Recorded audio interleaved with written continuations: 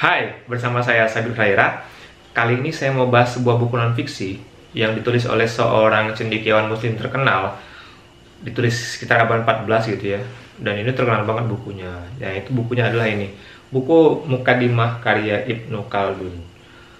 Jadi buku ini sebenarnya saya punya buku fisiknya, tapi lagi dipinjem dan saya mau review, ya udahlah saya nampilnya pakai device saja gitu ya.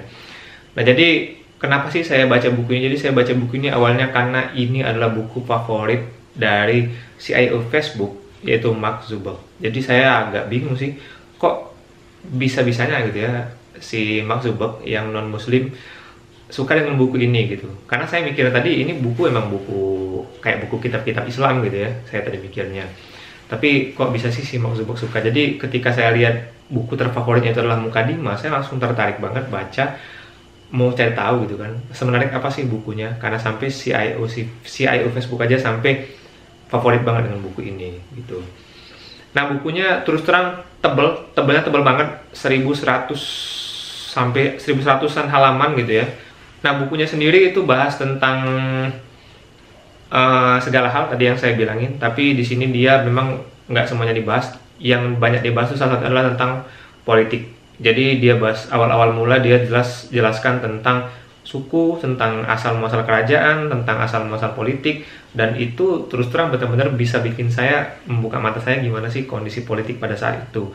Walaupun sebenarnya kondisi yang dia jelasin beberapa emang nggak relevan lagi dengan hal-hal pada zaman sekarang. Sebagai contoh, di sini dia itu menuliskan bahwa yang namanya pemimpin itu memang haruslah dari darah pemimpin-pemimpin sebelumnya gitu. Padahal kalau zaman sekarang kan enggak. Ya zaman sekarang namanya pemimpin, siapapun bisa jadi pemimpin gitu kan. Enggak harus anak-anak presiden, anak-anak raja zaman dahulu gitu. Jadi seperti itu. Kemudian dia juga jelasin tentang suku-suku, tetapi dia banyak menjelaskan tentang suku-suku yang ada di Timur Tengah. Jadi luas sih yang dijelasin di Timur Tengah itu kan gede gitu kan. Jadi dia jelasin tentang suku-suku yang di sana. Dan dia jelasin asal muasalnya, kemudian sifat-sifat sukunya, suku yang ini tuh katanya pembawaannya keras, sifatnya yang suku yang ini orang yang lembut-lembut, dan dia jelasin selengkap banget. Dia jelasinnya kenapa di sini lembut, karena iklimnya seperti ini, seperti itu segala macam. Kemudian dia juga jelasin tentang kondisi geografis yang dijelasin itu kondisi geografis dunia. Tetapi memang terus terang karena ya keterbatasan di zaman dia lah gitu ya, mungkin dia nggak kayak sekarang, jadi memang bisa jadi ada hal yang tidak relevan lagi dengan kondisi yang ada pada saat ini gitu, tentang dia bahas kondisi geografis gitu. Nah, yang saya tertarik itu dia ini sebenarnya bahas tentang gimana asal muasal sistem ekonomi gitu ya, atau kerajaan. Jadi di sini dijelasin kenapa sih ya asal muasalnya kerajaan itu kan pasti dimulai dari orang yang sedikit gitu kan, orang yang sedikit kemudian berkembang hingga menjadi kerajaan. Dan gimana sih ibaratnya siklusnya, bahwa semakin makmur masyarakat di dalam kerajaan, maka kerajaan pasti akan makin makmur. Sementara kalau rakyatnya itu ibaratnya sengsara, miskin, kelaparan, otomatis itu akan berimbas pada pundi-pundi kerajaannya yang juga akan pasti menipis gitu. Jadi dia jelasnya detail banget gitu ya tentang sistem ekonomi yang ada pada saat itu. Dan itu saya terus terang agak-agak kurang nyambung selama ini kalau belajar ekonomi. Tapi ketika dia jelasin detailnya asal muasal seperti ini, itu terus terang nyambung gitu di saya. Jadi saya bisa gambaran tuh kayak gini loh, kenapa sih raja itu yang butuh dengan rakyatnya ya, karena seperti ini. Kenapa sih raja itu zaman dulu kan raja itu kan otoriter, kenapa dia nggak semaunya bunuhin rakyat segala macam. Ternyata memang itu imbasnya akan kemana-mana gitu. Jadi itu yang salah satu yang dibahas oleh si Ibnu Khaldun gitu. Nah, yang saya senang juga sebenarnya di sini dia bahas tentang pola konsumerisme. Jadi kata dia, awalnya dia sih bahas tentang penyakit. Jadi kenapa orang zaman sekarang tuh banyak penyakit katanya. Orang zaman sekarang tuh maksudnya pada zaman dia, pada abad ke-14 itu.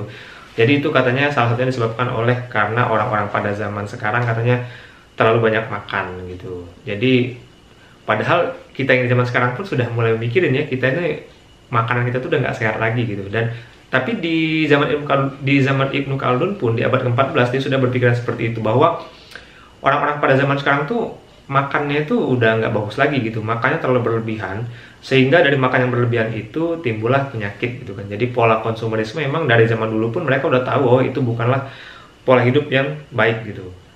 Nah, tapi ada satu hal yang buat saya bener-bener shock gitu ya, Saya pun antara percaya dan nggak percaya dengan pernyataan dia ini, tapi dia menyatakan dia melihat langsung gitu. Jadi kata dia, sebenarnya kita itu banyak makan, kita gampang kelaparan kan, karena kita kebiasaan makan banyak gitu kan. Kita biasaan makan 3 hari sekali. Padahal kata dia orang-orang zaman dulu itu makannya rutinnya 2 kali sehari gitu kan. Itu menurut dia.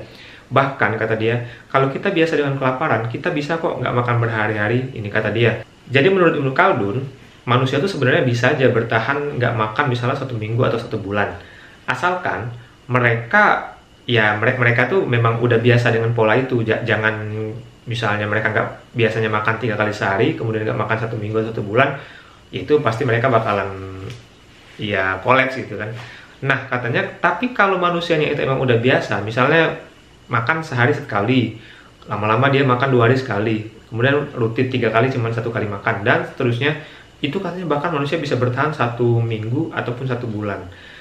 Saya terus terang nggak percaya di bagian ini, tapi dia mengatakan para cendekiawan muslim dan para raja-raja di Arab tuh pernah melihat 2 orang wanita yang dari suku mana gitu ya, mereka tuh dibilangin mereka udah nggak makan berapa bulan tapi mereka nggak apa-apa gitu. Jadi dibuktiin dibawa ke kerajaan, dites, ditaruh di situ, dan nggak dikasih makan selama berapa bulan, itu mereka beneran bertahan. Dan si Ibnu Khaldun tuh di bukunya ngomong dia menyaksikan langsung gitu kan. Jadi ini salah satu hal yang sebenarnya mengejutkan bagi saya sih, ternyata bisa ya gitu ya. Ya nggak tahu sih, saya nggak menelaahnya mentah-mentah sih, tapi ya ini sih salah satu cendekiawan yang menurut saya bisa dipercaya. Jadi ya bisa aja ya dijadikan, ya ibaratnya ya kalau dia mau riset bisa sih gitu. Nah kemudian di sini Ibnu Khaldun juga menceritakan banyak hal gitu ya tentang sistem ekonomi tadi yang saya bilang. Kemudian dia juga ada satu sih yang benar-benar saya temuin salah gitu ya dengan apa yang dia paparkan. Jadi dia itu beranggapan bahwa matahari itu kata dia nggak panas gitu. Jadi menurut Ibnu Khaldun itu matahari itu sebenarnya aslinya itu nggak panas. Jadi yang buat dia panas tuh karena sinar kan ya kan.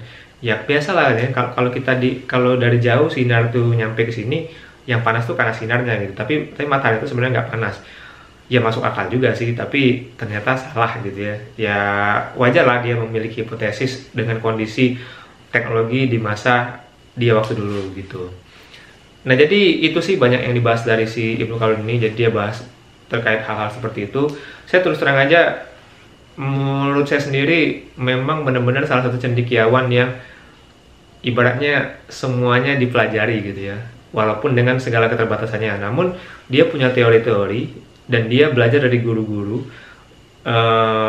dan walaupun teori itu mereka sendiri nggak bisa mungkin membuktikan tingkat kebenarannya karena keterbatasan teknologi dan sains pada saat itu. Tapi mereka ibaratnya menggunakan logika dan akal pikiran mereka, di mana itu diuji oleh cendekiawan lain, diuji oleh masyarakat tentang pemikiran mereka, dan yang mana yang paling masuk akal ya itu sih yang diterima pada kondisi sains pada saat itu di abad ke-14 waktu itu gitu. Salah satu yang menarik adalah seperti kita ketahui, jadi Ibnu Khaldun ini adalah salah satu cendekiawan muslim, dan dia itu di abad 14 itu masih di era-era ibaratnya kuat gitu ya. Agama Islam itu berkembang pesat dan kuat, dan tingkat perkembangan sainsnya itu bagus-bagus banget waktu itu kan. Jadi di buku ini, jadi kan babnya tuh banyak nih. Kalau jadi jelas babnya nggak panjang-panjang jadi bukunya itu. Jadi babnya pendek-pendek, dan setiap penghabisan bab tuh dia selalu pasti ada ibaratnya menyebutkan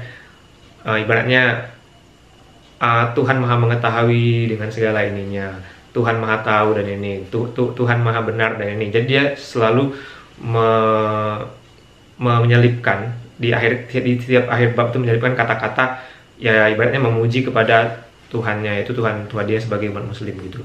Jadi ya saya agak tercengang juga sih, maksud berarti bacain semuanya nih ininya terkait dengan dia pujian-pujian dia kepada Sang Pencipta gitu kan. Seperti itu. Itu dari saya. Saya nggak tahu ratingnya di Goodreads.com berapa buku ini. Ada sih, saya pernah ketemu ada, tapi ratingnya nggak gede-gede amat, dan yang voting juga nggak banyak karena yang buku lama gitu kan, jadi mungkin orang nggak terlalu tertarik. Tapi kalau saya diminta untuk kasih nilai untuk buku ini, saya akan kasih nilai 3 dari 5. Nah, kemudian yang terakhir, saya lupa ngomong, sebenarnya jadi si Ibnu Khaldun ini dikenal sebagai bapak sosiologi dalam dunia Islam. Walaupun dulu mungkin belum ada sih mata pelajaran sosiologi, tapi melihat dari ketajaman analisis lah, ketajaman analisis Ibnu Khaldun, ketajaman pengamatan lah ya, bukan analisis, ketajaman pengamatan Ibnu Khaldun ini dengan kondisi sosial pada zaman itu, memang dia ini bisa disebut sebagai bapak sosiologi gitu kan. Karena menurut saya di zaman itu siapa sih yang mau liatin kondisi sosial orang-orang? Iya, salah satu si Ibnu Khaldun ini rupanya orang-orang yang jeli melihat hal-hal seperti itu, walaupun dulu belum ada ilmu sosiologi. Nah, sekian dari saya harap review ini membantu kamu untuk menentukan bacaan kamu selanjutnya. Kalau kamu suka dengan video ini, silahkan like. Kalau nggak suka, silahkan dislike. Akhir kata, semoga kamu suka. Terima kasih.